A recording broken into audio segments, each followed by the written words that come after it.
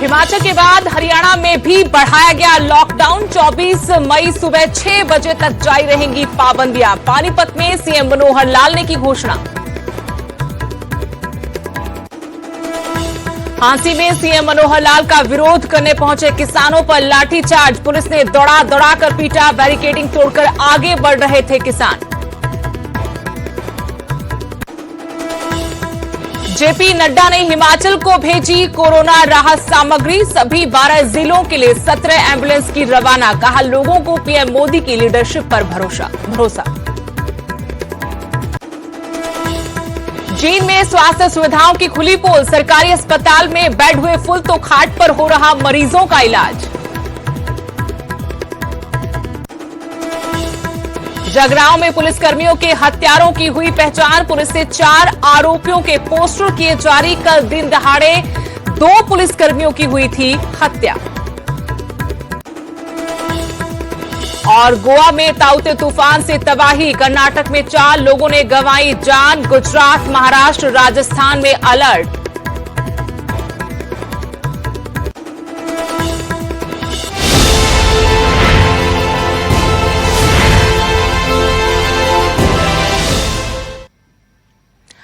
नमस्कार, आपके साथ मैं हूं स्तेश नैन मोर। बुलेटिन की शुरुआत करेंगे बड़ी खबर के साथ। बड़ी खबर यह है कि हरियाणा में लॉकडाउन बढ़ा दिया गया है।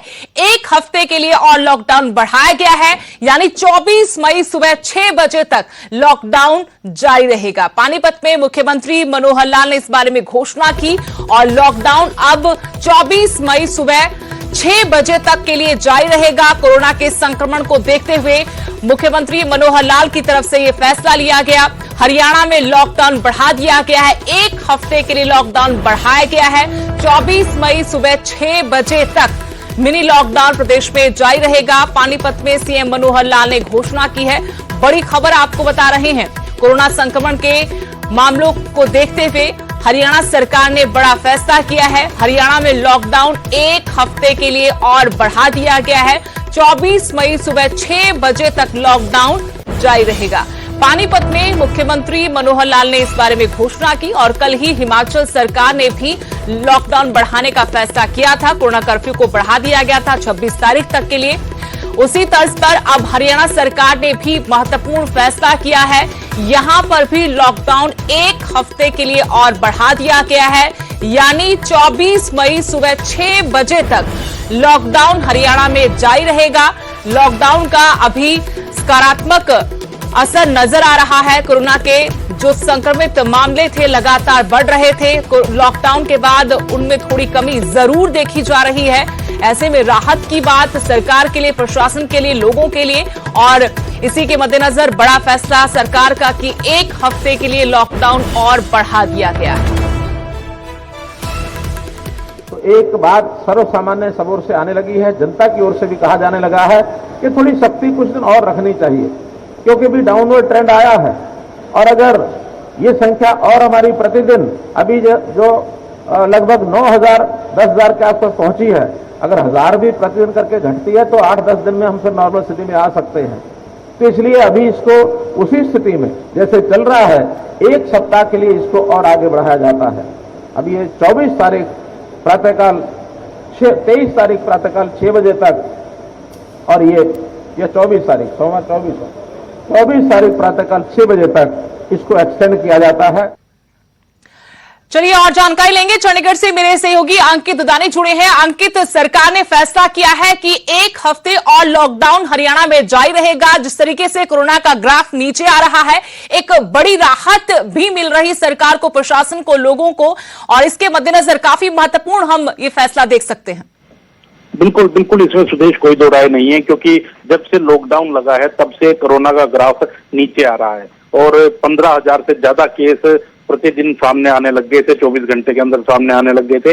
लेकिन अगर पिछले 24 घंटे की अगर बात करें तो पिछले 24 घंटे में 9,000 से लगभग केस सामने आए हैं। तो कहीं ना कहीं ग्राफ काफी नीचे आया है और वो कारण जो है वो केवल लॉकडाउन है कि लोग घरों से बाहर कम निकल रहे हैं और जो एसेंशियल चीजों के लिए ही लोग बाहर निकल रहे हैं, एसेंशियल दुकानों वाले ही बाहर निकल रहे हैं। तो कहीं ना कहीं सरकार ने भी उसी चीज को ध्यान में रखते हुए अब 24 तारीख को सुबह 6 बजे तक ये इस लॉकडाउन को और बढ़ाया है इसका नाम वो सरकार ने जो दिया था महामारी अलर्ट सुरक्षित हरियाणा, वही नाम दिया गया है। और जो दिशा निर्देश पहले से जारी है वही दिशा निर्देश अभी जारी रहेंगे। अभी और डिटेल के अंदर कोई सूचना आती है तो वो हम दर्शकों के साथ साझा करेंगे, लेकिन अभी यही सूचना आई है कि जो दिशा निर्देश पहले से लागू हैं वही दिशा निर्देश अब 1 हफ्ते के लिए और लागू रहेंगे। और जो टारगेट है वो यही है कि ये जो केसेस आ रहे हैं इनको और कम किया जा सके और जो संक्रमण बढ़ रहा है उसको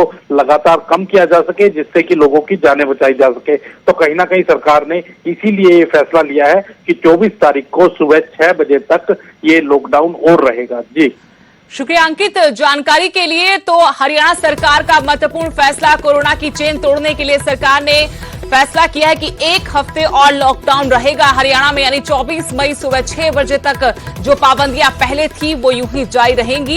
कोरोना के ग्राफ में काफी कमी आई है, इसको देखते हुए सरकार ने फैसला किया है। मुख्यमंत्री की तरफ से कहा गया कि लोगों की तरफ से भी यही मांग की जा रही थी कि सख्ती को अभी आगे बढ़ाया जाए ताकि कोरोना महामारी से लोगों को राहत मिल सके। और सरकार का फैसला कि 24 मई सुबह 6 बजे तक लॉकडाउन जारी रहेगा।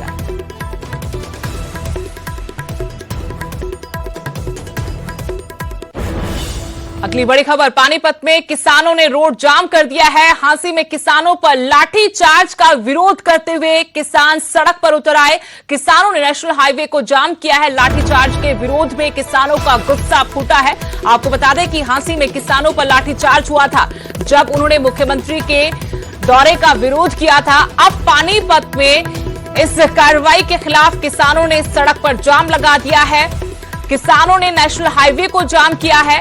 लाठी चार्ज के विरोध में किसानों का गुस्सा फूट पड़ा है। नेशनल हाईवे पर किसान बैठ गए हैं। हांसी में किसानों पर लाठी चार्ज के विरोध में किसानों ने नेशनल हाईवे जाम कर दिया है। आपको बता दें कि आज मुख्यमंत्री का हिस्सा और साइट कोविड-19 अस्पताल का उद्घाटन करने मुख्यमंत्री यहां पहुंचे थे, लेकिन जैसे उनके दौरे की खबर किसानों को लगी, बड़ी संख्या में आसपास के गांव से किसान वहां इकट्ठा हुए। हालांकि सुरक्षा पुख्ता थी, बावजूद उसके किसान बैरिकेडिंग तोड़कर आगे बढ़े। किसानों को रोकने की लाठीचार्ज किया।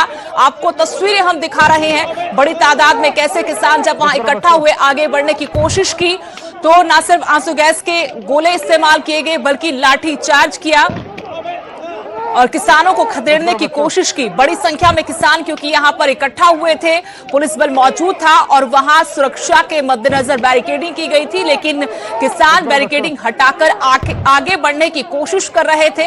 किसानों को रोकने के लिए पुलिस ने लाठीचार्ज किया, जमकर लाठियां बरसाई, दौड़ा दौड़ा कर किसानों को पीटा गया। आंसू गैस के गोले भी छोड़े ताकि भीड़ को खदेड़ा जा सके। आपको तस्वीरें हम दिखा रहे हैं, आप देख सकते हैं किस तरीके से बड़ी तादाद में हांसी में किसान इकट्ठा हुए थे, विरोध किया जा रहा था मुख्यमंत्री का।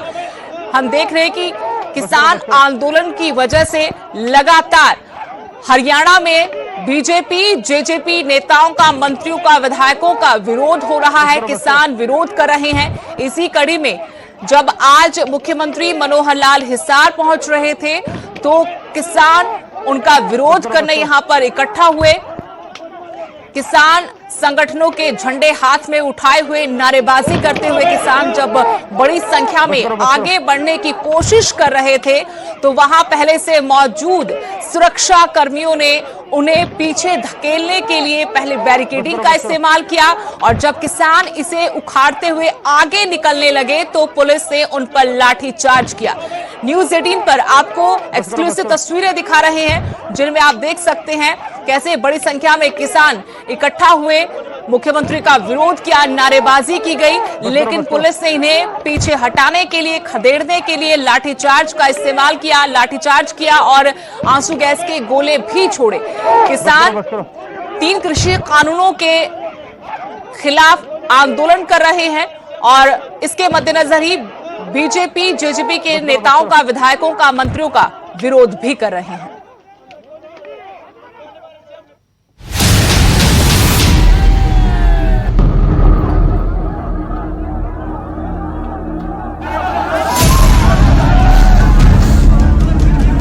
एक तरफ कोरोना के खिलाफ लड़ाई, दूसरी तरफ खेती कानूनों की लड़ाई।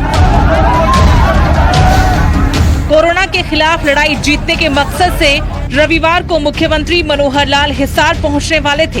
यहां एक कोविड-19 अस्पताल का उद्घाटन तय था, लेकिन जैसे ही खेती कानूनों को लेकर मोर्चा संभाले किसानों को मनोहर लाल के हिसार पहुंचने की खबर लगी तो उन्होंने सड़क पर हंगामा कर दिया।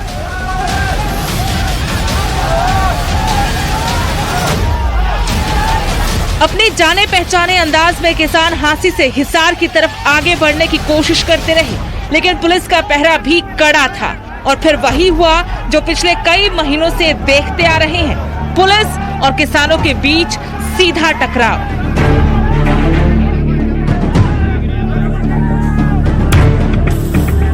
पुलिस रोकने की कोशिश करती रही और किसान लगातार आगे बढ़ते रहे।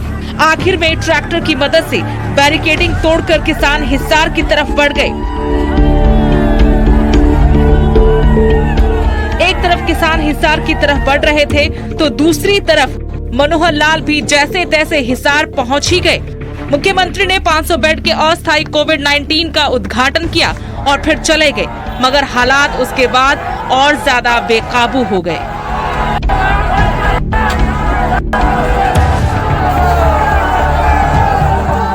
किसान हिसार में जुटने लगे और देखते ही देखते तनाव भी बढ़ने लगा। किसानों को रोकने की कोशिश बहुत की गई, मगर जब बात नहीं बनी तो आखिर में पुलिस को लाठीचार्ज का सहारा लेना पड़ा। जिंदल चौक के पास ही किसानों पर पुलिस की लाठियां चली और साथ साथ आंसू गैस के गोले भी। न ये पहली बार हुआ है, न ही शायद आखिरी बार कि किसान और सरकार इस तरह से आमने सामने खड़े हैं। साथ में एक सवाल भी पहले की तरह बरकरार है कि आखिर इस तकरार का अंजाम क्या होगा। हिसार से संदीप सैनी, न्यूज़ 18।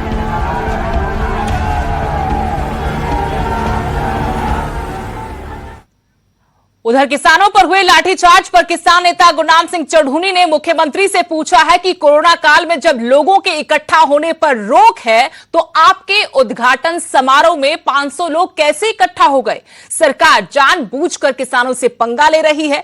ये तो जले पर नमक छिड़कने वाली बात है। जो आज हिसार के अंदर बहुत बुरी तरह से लाठीचार्ज हुआ है, हमारे सैकड़ों भाइयों को और बहनों को बहुत सी चोटें आई हैं। वहाँ पे प्लास्टिक की गोलियां चलाई गई हैं और आंसू गैस के गोले चलाए गए हैं, बट्टे पुलिस द्वारा मारे गए हैं, सैकड़ों लोग हमारे घायल हैं, सैकड़ों लोगों को गिरफ्तार कर लिया गया है।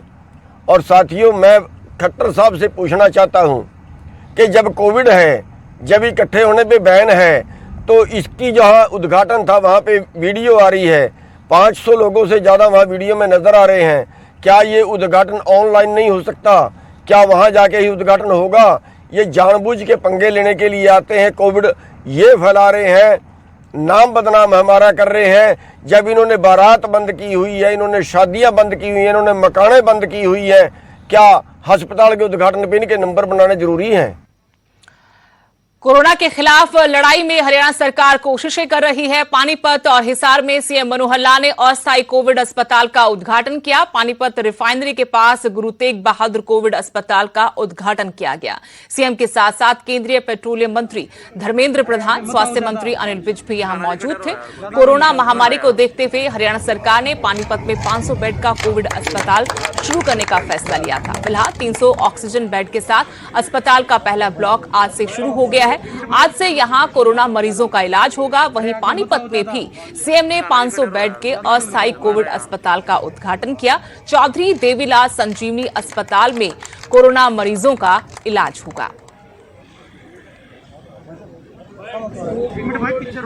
अभी अभी मुख्यमंत्री जी कह रहे थे, हिसार जिंदल स्टील प्लांट के पास, हिसार जिंदल स्टील प्लांट के पास अभी अभी उन्होंने यहां आने की पहले 500 बेड की ऐसे ही एक बढ़िया हॉस्पिटल, टेम्पररी हॉस्पिटल, जो शायद आने वाले 3-4 महीने तक लोगों की स्वास्थ्य की पूरा लाभ नहीं होने तक इसको लगाने के लिए काम किया जाएगा। एक तरफ सरकार कोविड अस्पतालों का उद्घाटन कर रही है तो दूसरी तरफ जींद में स्वास्थ्य सुविधाओं की पोल खुल रही है। जब सरकारी अस्पताल में बेड फुल हो गए हैं तो मरीज अपने घर से खाट ले आया। तस्वीरें जींद के सरकारी अस्पताल की हैं। आप देख सकते हैं कि कैसे इमरजेंसी वार्ड के बाहर मरीजों ने खाट लगा रखी है, वहीं पर वो इलाज करवा रहे हैं। मरीजों के मुताबिक सरकारी अस्पताल में सभी बेड फुल है। हालांकि डॉक्टर्स ने मरीजों को बाहर ही ऑक्सीजन लगाकर इलाज करना शुरू कर दिया है। डॉक्टर अपना फर्ज पूरा कर रहे हैं, लेकिन बेड की कमी से कोरोना मरीजों को खासी परेशानियां उठानी पड़ रही हैं।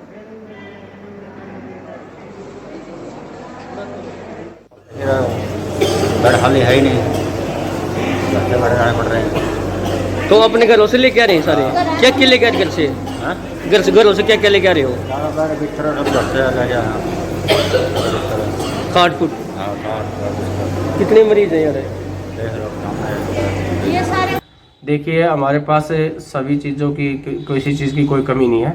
बेड्स हैं टोटल 4 DCH हैं और 15 हमारे पास DCHC हैं, जिसमें के मॉडरेट मरीज दाखिल होते हैं। और हमारे पास 750 के करीब ऐसे बेड हैं जिन पर ऑक्सीजन की फैसिलिटी अवेलेबल है।